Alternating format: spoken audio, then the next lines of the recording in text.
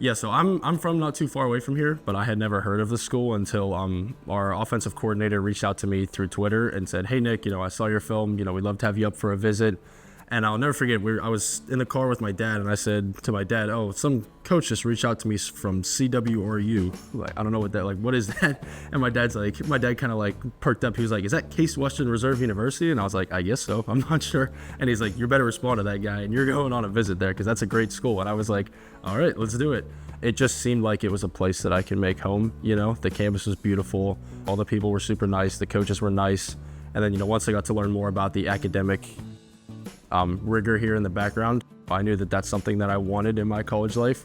Because I took tough classes in high school. It was, I took hard classes and I had a busy schedule, but I always loved it. I like being busy. I like having work to do. I don't like to just sit around and do nothing.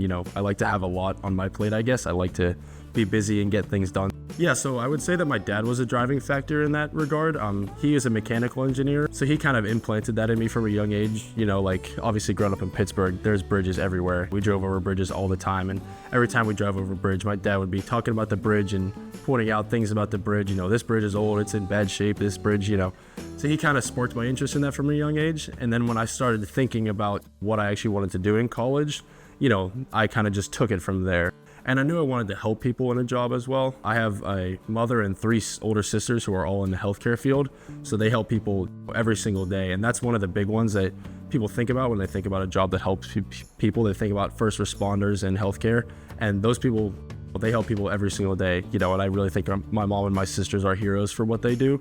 But there's other jobs that you can help people and make people's lives better. And civil engineering and engineering in general, I think, is a big way to do that. Because making safe infrastructure is certainly an important part of our, society. You see civil engineering and other engineering failures all the time. It becomes life or death when a bridge or something else isn't safe, So for me, I think that's a good way to help people, but, doing it in a way that I enjoy, in a way that I, want to do. The junior senior scholarship is a big help because when you go to a prestigious school like Case Western, you know that you're going to graduate with a great degree and you're going to not have a hard time at all finding a job.